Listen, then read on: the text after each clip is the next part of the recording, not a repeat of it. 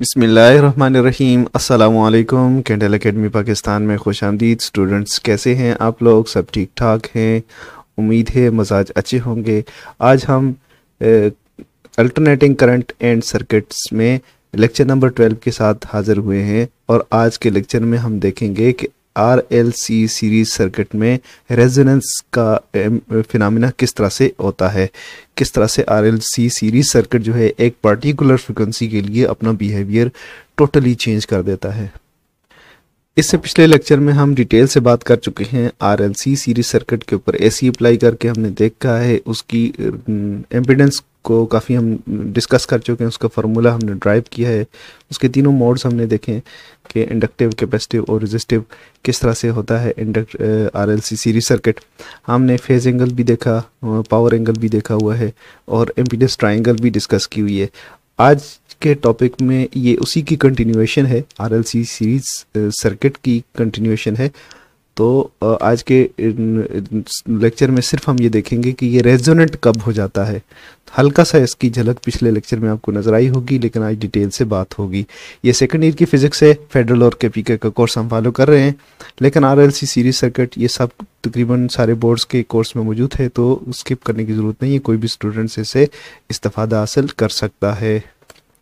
ये RLC series circuit है जिसमें तीनों कंपोनेंट्स इंडक्टर, कैपेसिटर और रेजिस्टर, ये इंडक्टर है, ये कैपेसिटर है, ये रेजिस्टर है, और हमने ऐसी वोल्टेजेस V अप्लाई किए हुए हैं इसके अक्रॉस। तो टोटल वोल्टेज जो ड्रॉप हैं वो वोल्टेज राइज के इक्वल हैं। ये वोल्टेज राइज हैं और वोल्टेज ड्रॉप क्या होते हैं इसमें हमने पढ़ा है। VR का square plus VL minus VC का स्क्वायर रूट, और इस सर्किट की टोटल एम्पिडेंस जो हमने ड्राइव की थी इसी फार्मूले से, वो कुछ इस तरह से थी, R का square plus XL minus XC का स्क्वायर।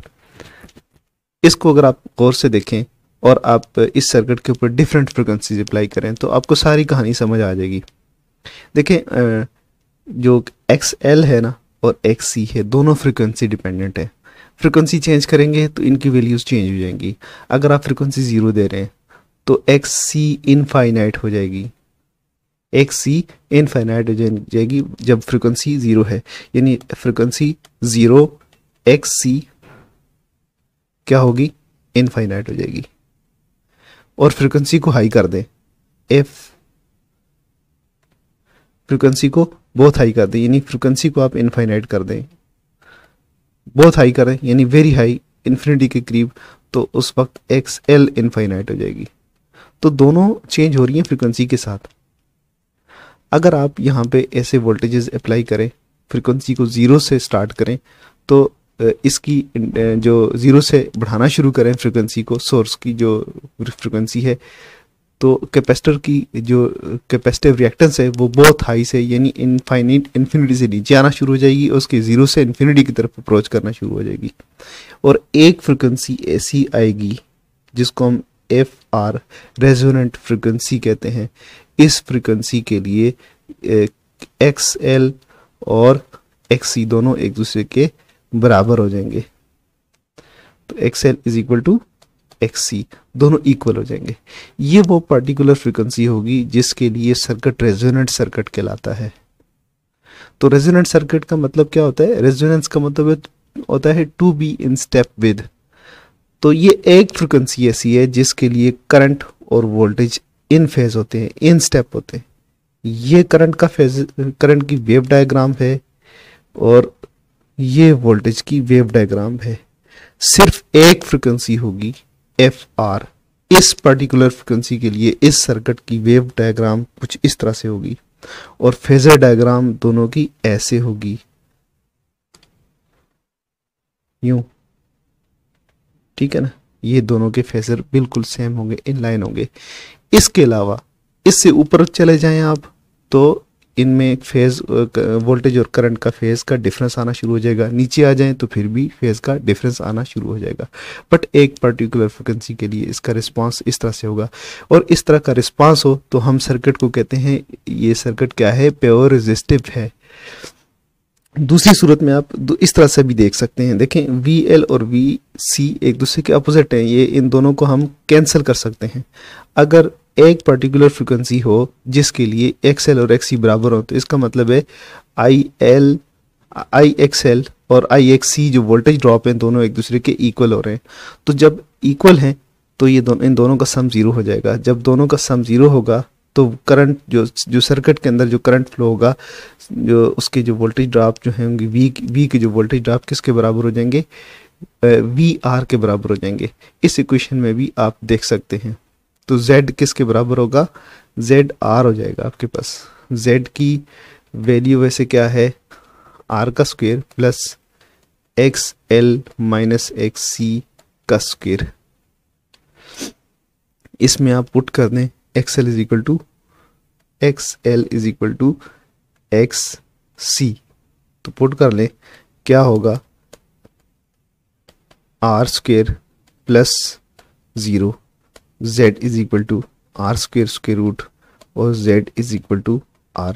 तो एम्पिडेंस क्या होगी सर्किट की, टोटल रेजिस्टिव हो जाएगी, यानी टोटल आपको जो नज़र आएगा वो सर्किट आपको रेजिस्टिव नज़र आएगा। उसका बिहेवियर एक पर्टिकुलर फ्रिक्वेंसी के लिए रेजिस्टिव होगा। रेजोनेंट फ्रिक्वेंसी की डेफिनेशन क्या होगी, a particular frequency for which XL becomes equal to XC is called resonant frequency. और एक सर्किट जो कि रेजोनेंट फ्रिक्वेंसी के ऊपर ऑपरेट हो रहा हो, वोल्टेज की फ्रिक्वेंसी वही हो, जो उसके सोर्स की फ्रिक्वेंसी वही हो जो XL और XC को बराबर कर दे। तो इस तरह के सर्किट को, इस सर्किट के इस ऑपरेशन के दौरान इसको ट्यून्ड रेजोनेंट सीरीज सर्किट कहते हैं। डेफिनेशन इसकी इस तरह से होगी, RLC series circuit operating eight resonant frequency is called resonant series circuit. यानी अगर RLC सर्किट आपके पास हो, दूसरे लफ्ज़ों में आपको इस तरह से समझा दें, ये RLC सीरीज सर्किट है और इसके ऊपर हमने AC अप्लाई की हुई है और उसकी फ्रिक्वेंसी क्या है, वो FR है। और यानी कोई भी फ्रिक्वेंसी है, बट उस फ्रिक्वेंसी के ऊपर वोल्टेज और करंट का जो बिहेवियर है वो आपस में बिल्कुल इन फेज आ रहा है, रेजिस्टिव की तरह। तो हम कई तरह से लिख सकते हैं इसकी डेफिनेशन के रेजोनेंट सीरीज सर्किट क्या होता है, ऐसा सर्किट कि जो रेजोनेंट फ्रिक्वेंसी के ऊपर ऑपरेट कर रहा हो तो रेजोनेंट सीरीज सर्किट कहलाता है। या इसको इस तरह भी आप लिख सकते हैं एग्जाम में अगर आ जाता है तो, कि अगर LRC सीरीज सर्किट में करंट और वोल्टेज इन स्टेप हों, इन फेज हों, तो ये रेजोनेंट सीरीज सर्किट कहलाता है। तो ऐसे भी लिख सकते हैं, या ऐसे लिख सकते हैं कि ऐसी जब किसी भी RLC सीरीज सर्किट की इंडक्टिव रिएक्टेंस और कैपेसिटिव रिएक्टेंस आपस में बराबर हो जाए तो ये रेजोनेंट सीरीज सर्किट कहलाता है इस पर्टिकुलर सिचुएशन में। तो ऐसा भी हो सकता है, या आप ऐसे लिख सकते हैं कि एक RLC सीरीज सर्किट अगर रेजिस्टिव बिहेव कर रहा हो, प्योर रेजिस्टिव बिहेव कर रहा हो, तो इसको हम रेजोनेंट सीरीज सर्किट कहते हैं। अब अगला क्वेश्चन ये है कि हमें किसी भी सर्किट के बारे में जो कि RLC सीरीज सर्किट हो, तो इसके बारे में हमें कैसे पता चलेगा कि इसकी कौन सी फ्रिक्वेंसी इस सर्किट के ऊपर हम अप्लाई कर रहे हैं, सोर्स की फ्रिक्वेंसी, तो इसके लिए ये रेजोनेंट हो जाएगा। तो इसको सॉल्व करना है, हम ऐसा रिलेशन हम फाइंड करेंगे कि जिसमें फ्रिक्वेंसी का रिलेशन हो जाए किसके साथ, रेजोनेंट फ्रिक्वेंसी का रिलेशन हमारे पास इंडक्टेंस और कैपेसिटेंस के साथ बन जाए। तो ये बड़ा इजी है क्योंकि हमें पता है, हम स्टार्ट उधर से ही लेंगे कि कैपेसिटिव रिएक्टेंस, इंडक्टिव रिएक्टेंस दोनों एक दूसरे के इक्वल हैं, XL is equal to XC। ये कंडीशन है, इस कंडीशन में रेजोनेंट होता है सर्किट। तो उस पर्टिकुलर फ्रिक्वेंसी जिसके लिए XL इक्वल टू XC हो जाए तो उस फ्रिक्वेंसी को हम क्या कहते हैं, रेजोनेंट फ्रिक्वेंसी। तो आप इसके अंदर जस्ट फार्मूला पुट करें तो आपके पास इसकी इनकी वैल्यू पुट करेंगे तो सीधा सीधा आपके पास आ जाएगा। तो XL क्या होता है, 2 पाई FL के बराबर होता है, 2 पाई FL।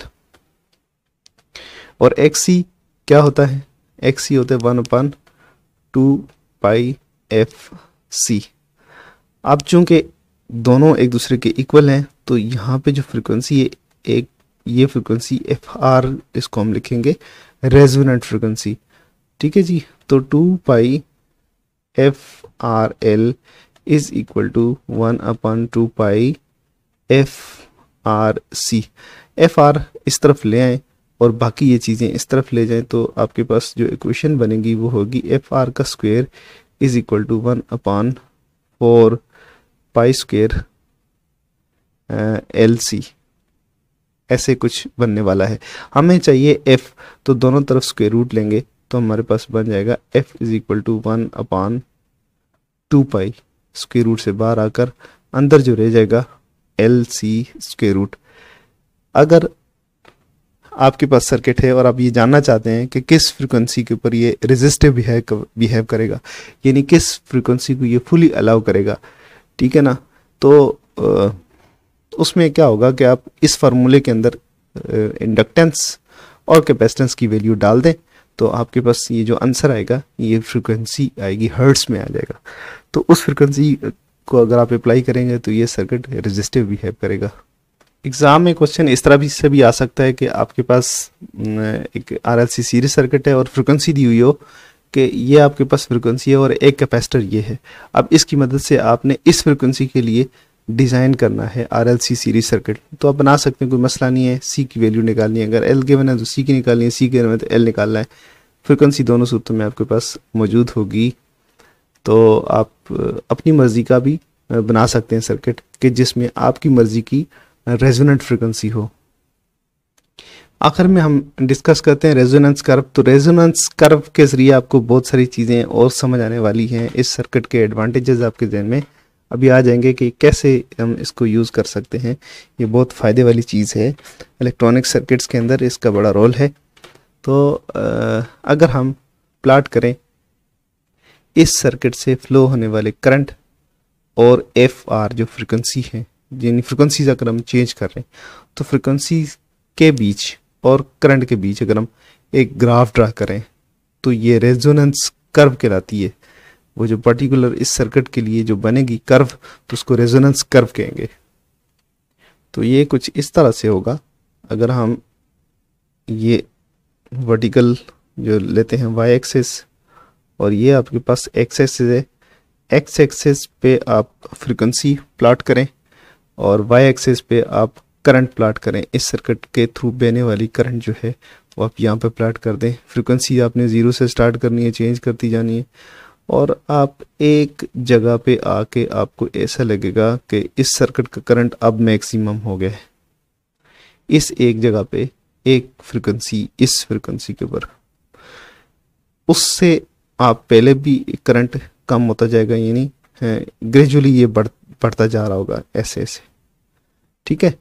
तो फ्रीक्वेंसी आप बढ़ाते जाएंगे, 0 से बढ़ेगी एफ की तरफ, तो यहाँ पे आके करंट बढ़ना शुरू हो जाएगा सर्किट का। जैसे आप फ्रीक्वेंसी बड़ी बढ़ाते जाएंगे तो करंट का इस सर्किट में इंक्रीज होता जाएगा। तो एफ आर के ऊपर आके इसकी मैक्सिमम पीक आपको मिलेगी।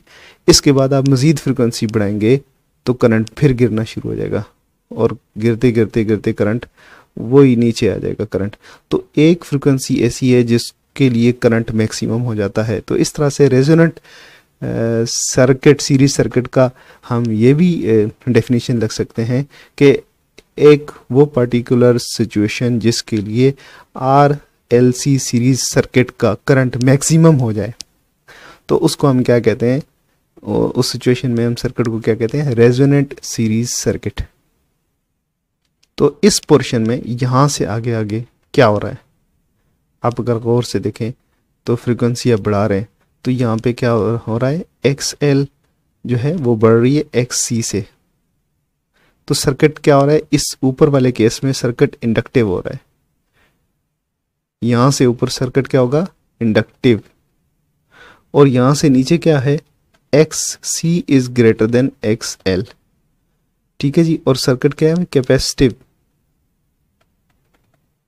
इस पर्टिकुलर फ्रीक्वेंसी के लिए सर्किट जो यहां पे ऑपरेट होगा, सर्किट ये होगा रेजिस्टिव, क्योंकि इस फ्रीक्वेंसी के लिए एफ आर के लिए क्या होगा, X L equal to X C हो जाएगा। इस सर्किट में आपके पास ये जो लगा हुआ है रेजिस्टेंस, ये रेजिस्टेंस जो है फ्रिक्वेंसी से इंडिपेंडेंट है। तो अगर हम इस रेजिस्टेंस को छेड़ते हैं, रेजिस्टेंस हम कम रखेंगे तो ये पीक जो है ना बढ़ना शुरू हो जाएगी। अगर हम रेजिस्टेंस को बढ़ा देते हैं, फॉर एग्जांपल ये कोई एक सिचुएशन ऐसी थी जिसके लिए इसका करंट यहाँ पे आ रहा था, तो इसमें आर की कुछ वैल्यू थी। अब हम आर की वैल्यू बढ़ा देते हैं तो ये कर्व हमें कुछ इस तरह से मिलेगी, ये, ठीक है ना। तो हम कह सकते हैं, ये एक जनरल हम आइडिया दे रहे हैं, ये हाई आर के लिए ये कर्व क्या होगी, हाई आर, और ये वाली कर्व आपको जो मिलेगी लो आर, लो रेजिस्टेंस के लिए। ये जो रेजिस्टेंस है अगर लो होगी तो आपको पीक ऐसे शार्प पीक मिलेगी, और अगर ये हाई कर देंगे तो आपको ऐसे फ्लैट पीक मिलती जाएगी। लेकिन रेजोनेंस का फिनोमेना तो होगा, बट करंट सर्किट का कम हो जाएगा। अगर आप रेजिस्टेंस बढ़ा देते हैं, ये वाली रेजिस्टेंस कम करते जाएं तो ये इस तरह से बढ़ना शुरू हो जाएगा। तो इसको हम क्यू फैक्टर भी कहते हैं, quality factor of the circuit.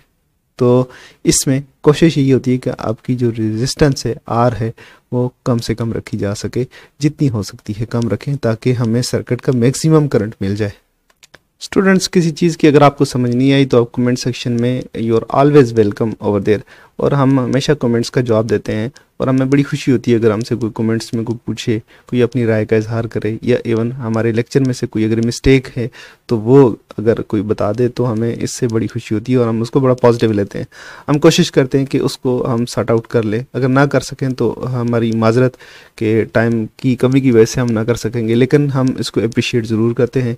इंसान हैं, गलतियाँ होती हैं, दानिस्ता भी हो सकती हैं, गैर दानिस्ता भी हो सकती हैं। दानिस्ता मीन्स कि आप जानबूझ के नहीं कर रहे, और गैर दानिस्ता यानी, और दानिस्ता का मतलब यह है कि हो सकता है नॉलेज की कमी की वजह से किसी जगह पे हो, तो कहीं भी आपको फील होता है तो आप you feel free to write in the comment section. तो इसके साथ हमें इजाज़त दीजिए। अल्लाह हाफिज़।